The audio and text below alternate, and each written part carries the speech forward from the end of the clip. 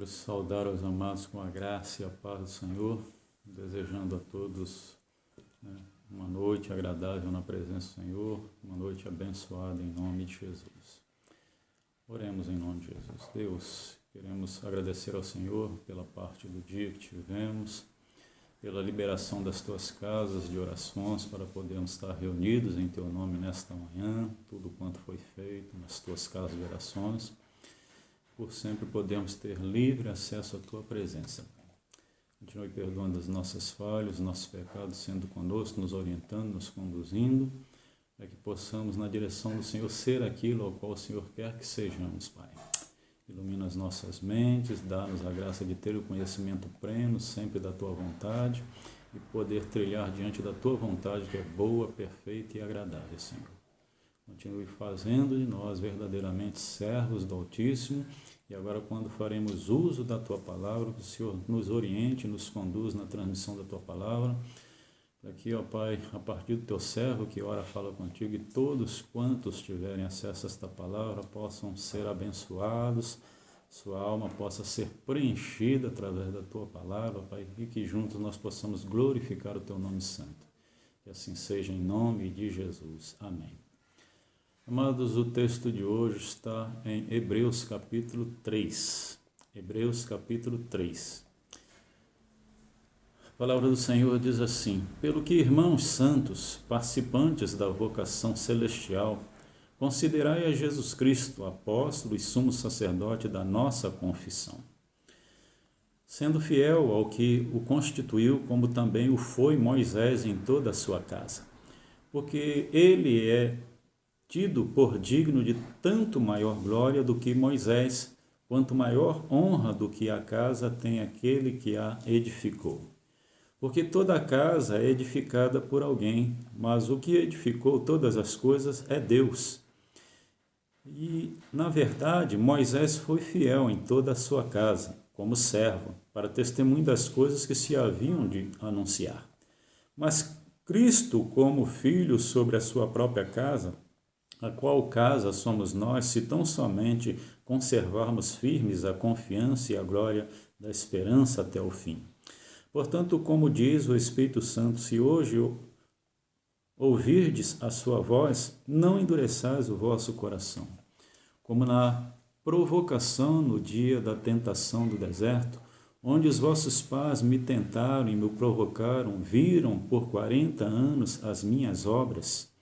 Por isso me indignei contra esta geração e disse: estes sempre erram em seu coração e não conheceram os meus caminhos. Assim jurei na minha ira que não entrarão no meu repouso. Vede, irmãos, que nunca haja em qualquer um de vós um coração mau, infiel, para se apartar do Deus vivo. Antes exortai-vos uns aos outros todos os dias, durante o tempo que se chama hoje, para que nunca nenhum de vós se endureça pelo engano do pecado. Porque nos tornamos participantes de Cristo se retivermos firmemente o princípio da nossa confiança até o fim. Enquanto se diz hoje: se ouvirdes a sua voz, não endureçais o vosso coração como na provação. Porque, havendo alguns ouvido, o provocaram, mas não todos os que saíram do Egito por meio de Moisés. Mas com quem se indignou por 40 anos, não foi porventura com os que pecaram, cujos corpos caíram no deserto? E a quem jurou que não entrariam no seu repouso, senão os que foram desobedientes? E vemos que não puderam entrar por causa da sua incredulidade. Louvado seja Deus pela leitura da sua palavra. E agora nós queremos pensar um pouco com os amados, neste tempo que Deus tem dado, sobre o tema exortação. Amados, o livro Epístola aos Hebreus, a primeira coisa que o autor ele fala é uma exortação para considerar ao nosso Senhor e Salvador Jesus Cristo, né? Primeiro, como maior do que os anjos. Segundo, como maior do que Moisés. Terceiro, como maior do que os sumos sacerdotes ou os sacerdotes do passado. Cristo é superior a todos. Sabemos que Todas as coisas foram feitas por ele, nada do que se fez não se fez através de um outro, e tudo foi feito por ele e para ele. Louvado seja Deus. Mas exortação, se nós fizermos um paralelo, uma junção entre o que o dicionário Aurélio e o dicionário bíblico dizem sobre esta palavra, o seu significado, quer dizer dar ânimo, né? É incitar, é persuadir, é dar alento, coragem, tem a ver com admoestar, e admoestar tem a ver com repreender com brandura, né? Advertir, né? Dar motivação para agir, ou seja, motivar para agir.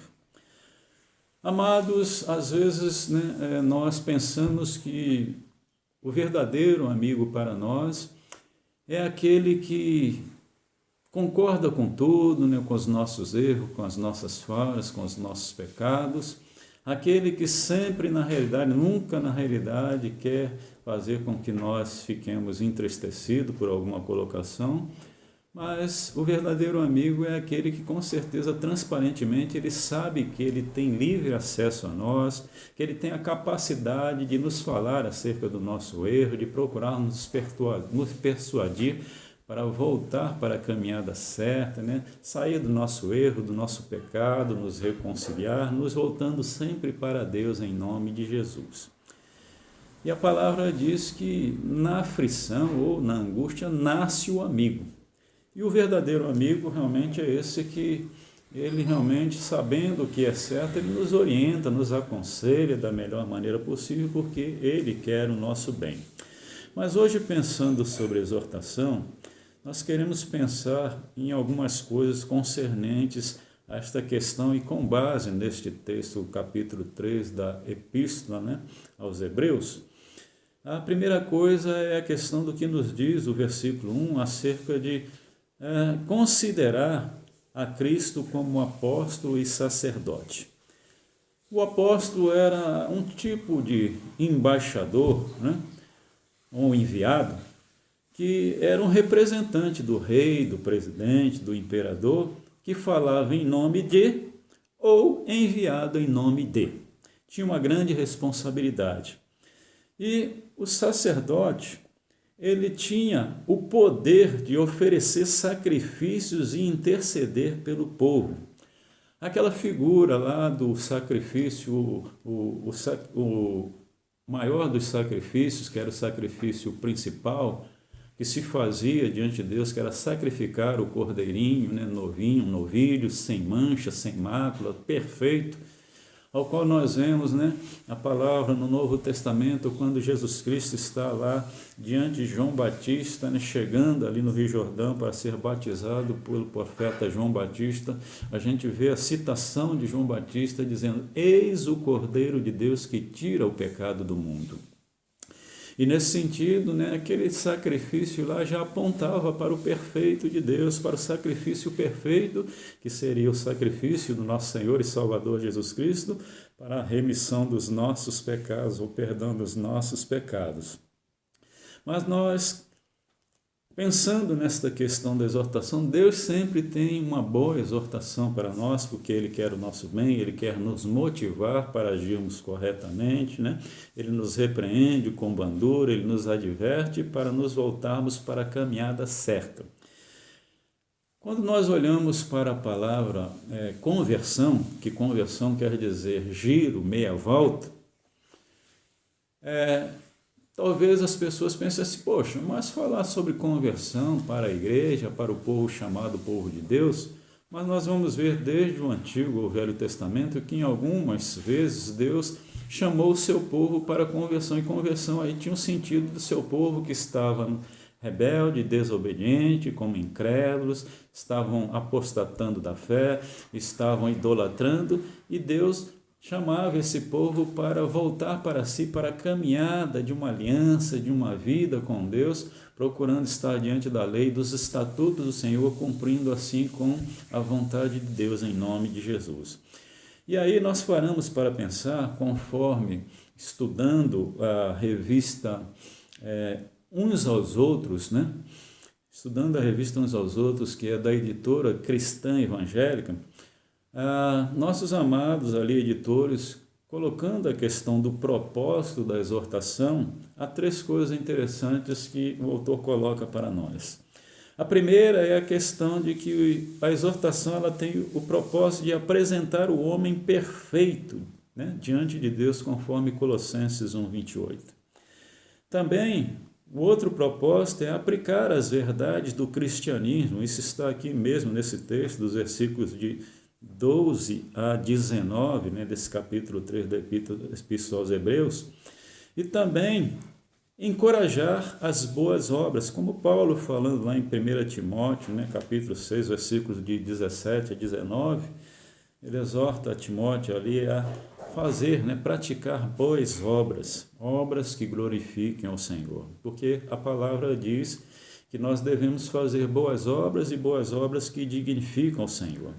Apresentar o homem perfeito. Trabalhamos com as pessoas, exortamos a elas para se voltar para Deus, admoestamos elas, motivando a elas a agirem em conformidade com Deus, para que estas pessoas sejam apresentadas diante de Deus como pessoas arrependidas dos seus pecados, pessoas que reconheceram o amor, a graça de Deus, puderam pedir perdão a Deus, né, e certamente agora com o perdão de Deus sobre a sua vida, partir para uma vida de fé.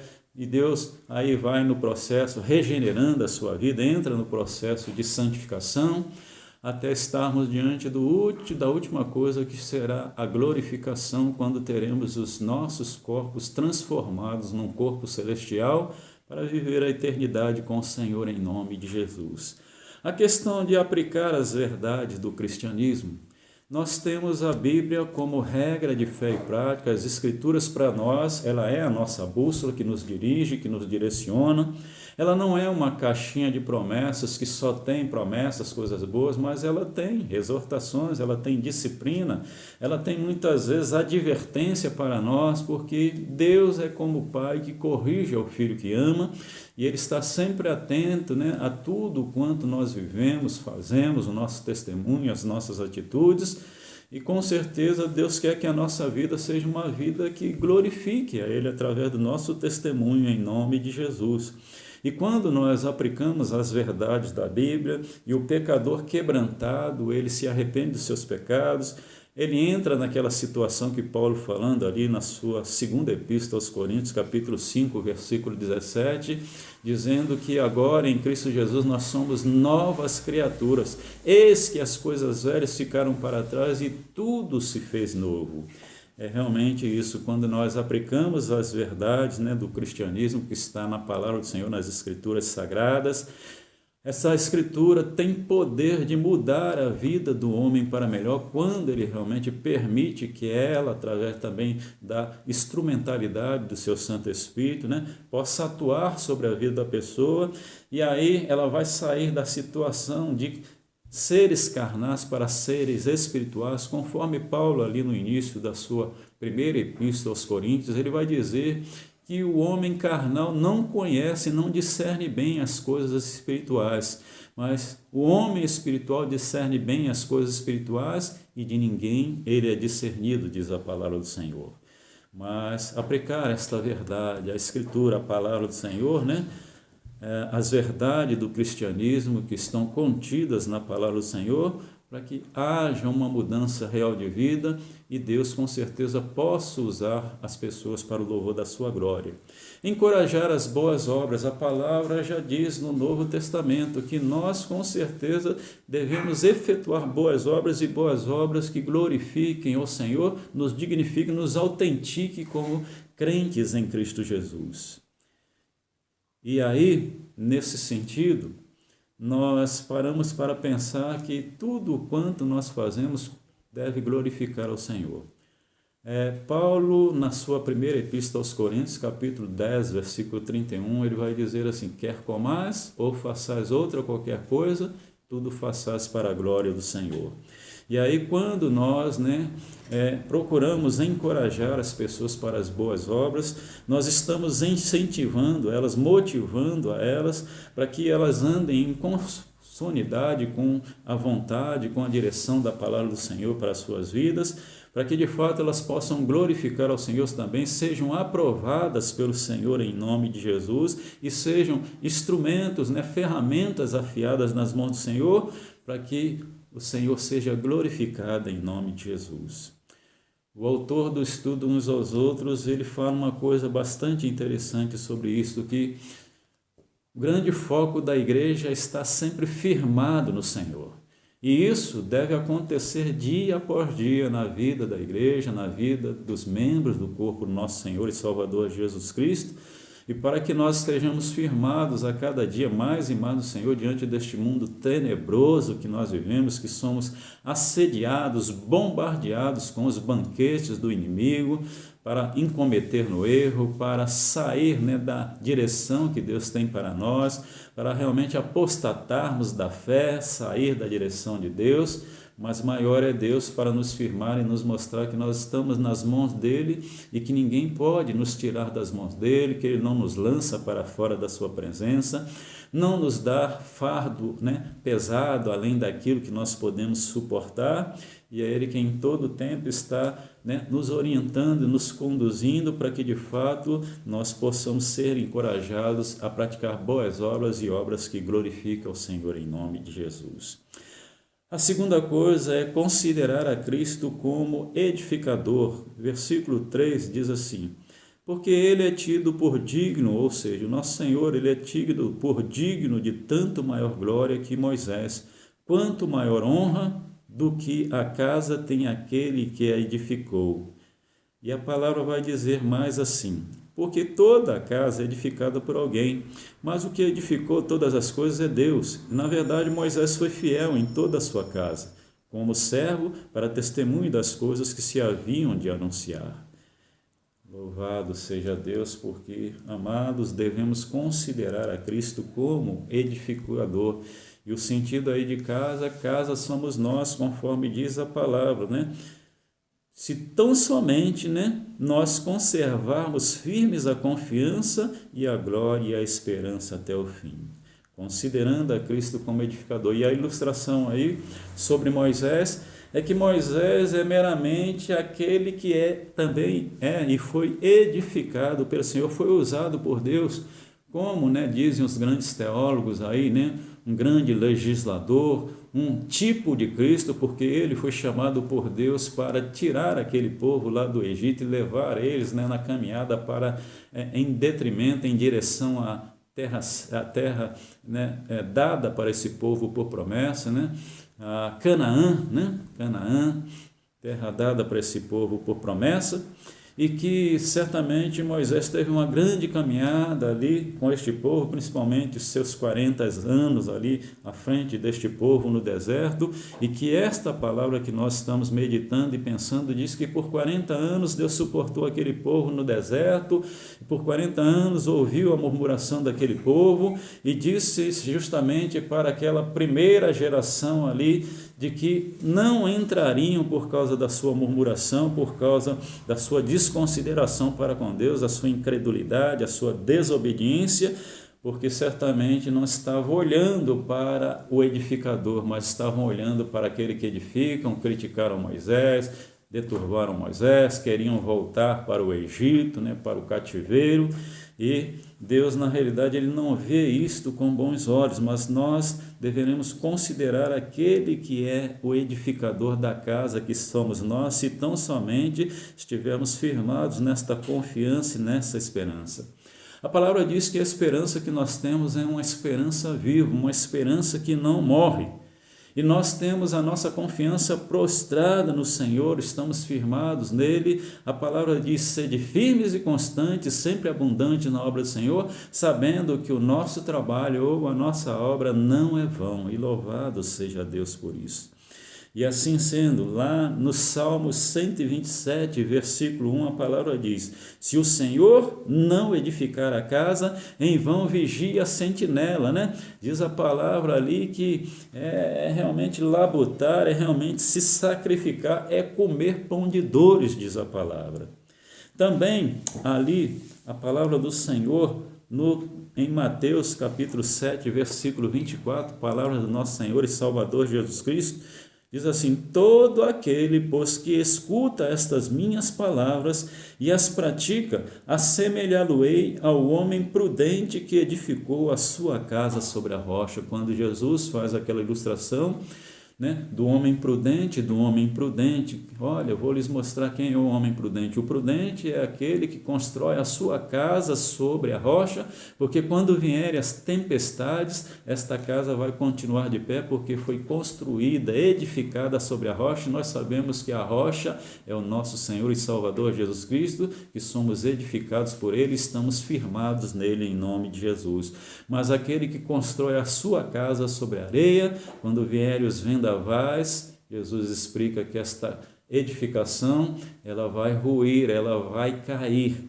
E louvado seja Deus, porque devemos considerar ao nosso Deus como edificador da casa que somos nós, em nome de Jesus, sabendo que se nós estivermos firmados nele, nós estaremos como uma rocha firmado, né, com muita firmeza em nome de Jesus, não abrindo mão daquilo que já temos adquirido, daquilo que já temos conhecimento, porque somos um povo liberto. Conhecereis a verdade vos libertará. Se o Filho vos libertar, verdadeiramente sereis livres. Palavras do nosso Senhor e Salvador Jesus Cristo.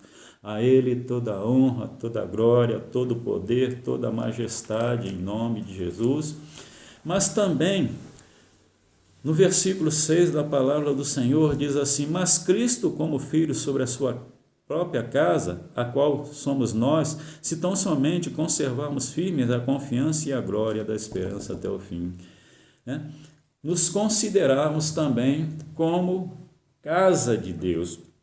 Nos considerarmos como casa de Deus.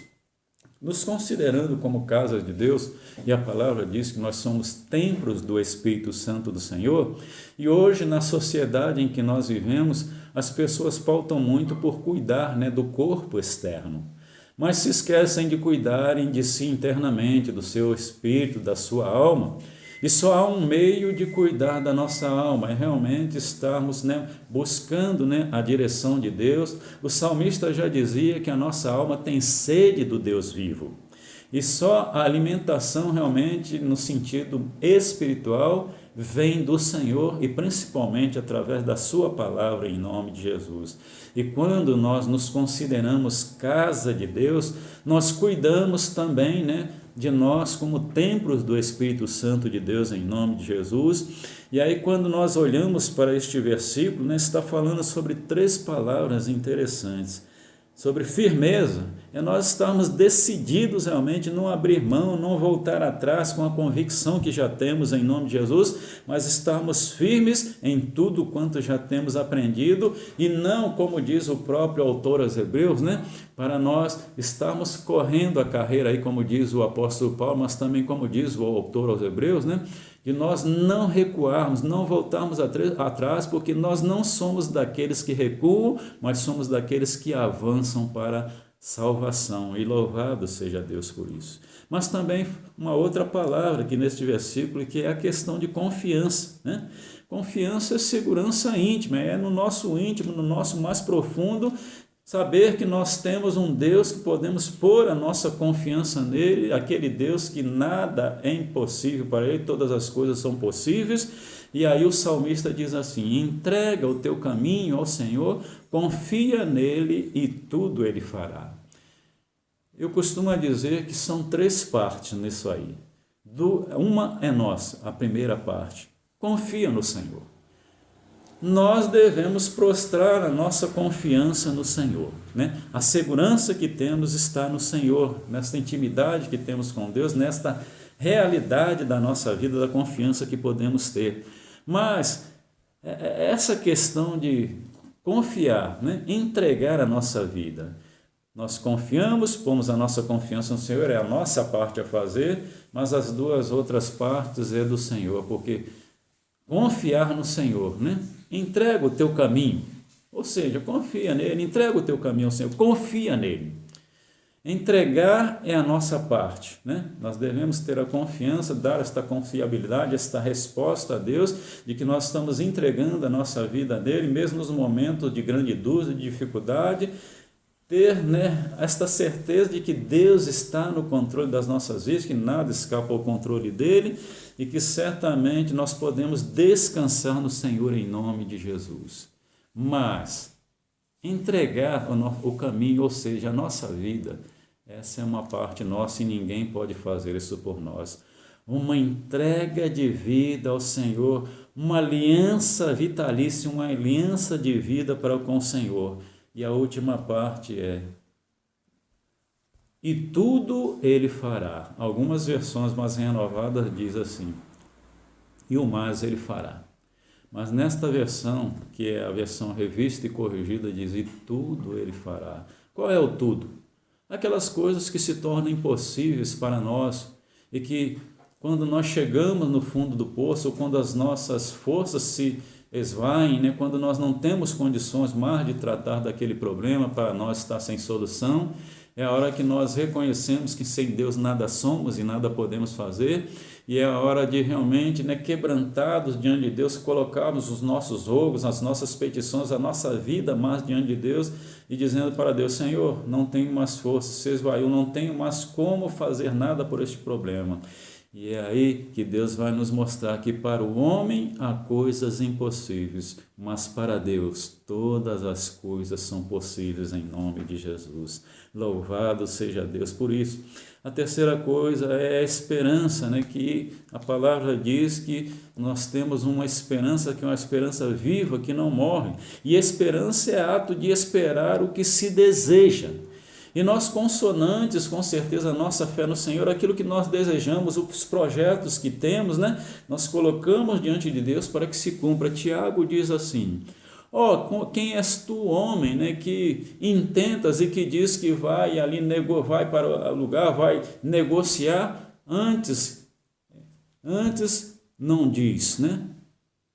Se o Senhor assim o quiser, o farei. Amados de Deus, nós estamos vivos e nós não sabemos se daqui a um segundo estaremos vivos. Mas Deus o sabe. E é necessário que, diante desta esperança que nós temos, tudo quanto nós projetarmos, tudo quanto nós estamos intentando fazer, colocar diante de Deus, porque se não for para nós, Deus vai nos responder e Ele vai colocar diante de nós que aquilo não é para nós, para não ficarmos frustrados, para não nos entristecermos por demais, nos angustiarmos por demais, mas também aquilo que é um projeto de Deus para a nossa vida e consonante às nossas orações vai estar em conformidade com a vontade do Senhor. Ele vai fazer tudo, quebrar todas as barreiras para que aquilo aconteça em nome de Jesus, aos quais nós estamos projetando e colocando diante do Senhor em nome de Jesus. E a última coisa aqui, versículo 12 da palavra do Senhor diz: vede, irmãos, que nunca haja em qualquer de vós um coração mau e infiel para se apartar do Deus vivo. Não se apartar do Deus vivo. Se apartar tem o sentido de separar-se, né, de afastar-se, de contender, né, no sentido de incredulidade, né, de apostatar da fé. E aí é a ilustração que o autor faz aqui, quando ele diz que nem todos, né, entraram ali na terra prometida, Canaã. Porque na incredulidade do povo, na sua murmuração, na sua desobediência, na sua incredulidade ali, né, foram maus. E aí o autor está dizendo, né, que vede, irmãos, que nunca haja em qualquer de vós um coração mau e infiel para se apartar do Deus vivo.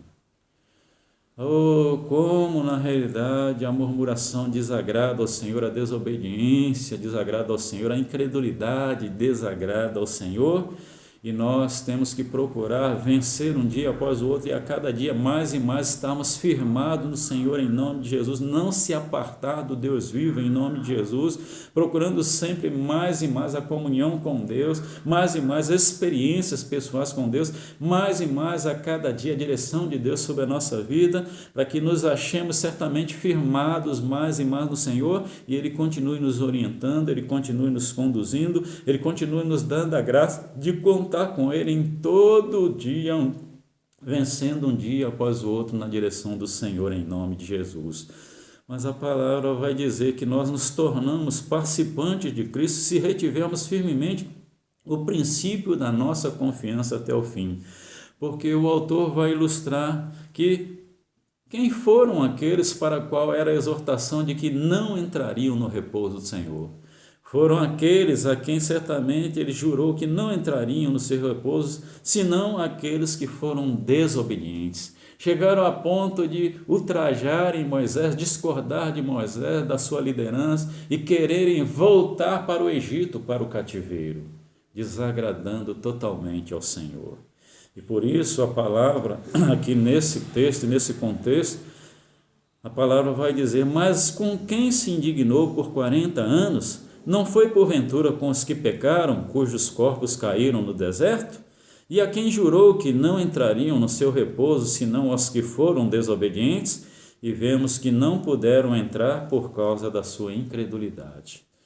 Que Deus nos abençoe, que em nome de Jesus nós possamos mais e mais considerar a Cristo como apóstolo, como sacerdote, em nome de Jesus, pelo propósito de Deus na sua exortação sobre nós, através da sua palavra, considerar a Cristo como edificador de nós, como casa do Senhor, como templos do Espírito Santo do Senhor, também nos considerarmos como casa de Deus e que devemos zelar por este corpo, por esta casa que é edificada pelo Senhor em nome de Jesus. Paulo chega a dizer para nós não estarmos preocupados, principalmente com a morte, porque ele diz que esse tabernáculo, que é a casa que vivemos, que nos movemos, diz a palavra que quando esta casa for destruída, não houver mais esta casa, é certamente que Deus vai erigir um tabernáculo ou uma casa não criada por mãos humanas, não edificada por mãos humanas, mas pelo Criador em nome de Jesus. E louvado seja Deus por isso. E nós devemos ter firmeza, confiança, esperança em nome de Jesus nesse sentido e não se apartar do Deus vivo, não nos tornarmos incrédulos, murmuradores, desobedientes, porque temos uma grande promessa de viver a eternidade com o Senhor em nome de Jesus. Que Deus nos abençoe, que estejamos atentos às exortações que temos do Senhor, principalmente na palavra, e sabendo que Deus usa algumas pessoas, principalmente irmãos em Cristo Jesus, para nos exortar, nos admoestar, para que de fato estejamos numa caminhada de fé, de confiança, não retrocedendo, não voltando atrás, não apostatando da fé, mas em todo o tempo, não se apartando do Deus vivo e firmado nele e na sua palavra, direcionados pelo seu Santo Espírito a cada dia em nome de Jesus. Que Deus assim nos abençoe, uma boa noite, uma boa semana, esta semana que se inicia hoje na graça e na paz do Senhor, que Deus abençoe a todos em nome de Jesus. Oremos. Pai, nós te agradecemos pela tua palavra que é sempre viva e eficaz, como espada de dois gumes que penetra até o mais profundo da alma e ela faz separação e ela discerne, Pai. Obrigado porque podemos, ó Pai, contar sempre com a direção do Senhor, com as orientações, com as exortações do Senhor para nós, que são bênçãos para nossas vidas, porque o Senhor é como o Pai que corrige ao filho que ama, e o Senhor está sempre nos instruindo para que a cada dia possamos caminhar melhor, viver melhor possível na Tua presença e glorificarmos o Teu nome a cada dia de vida ao qual o Senhor nos tem dado, Pai. Continua nos orientando como povo Teu, como servo do Altíssimo, como igreja do Senhor, família do Senhor, em nome de Jesus, e que em tudo haja realmente, Pai, a obediência devida, que em tudo nós possamos sempre estarmos, ó Pai, consonantes diante da Tua vontade e possamos realmente estar glorificando o Teu nome santo enquanto o Senhor nos tem dado vida, Pai. Não nos deixe se apartar do Senhor jamais, ó Pai. Não nos deixe se apartar jamais do Senhor. Que assim seja em nome de Jesus. Amém. Que Deus abençoe a todos.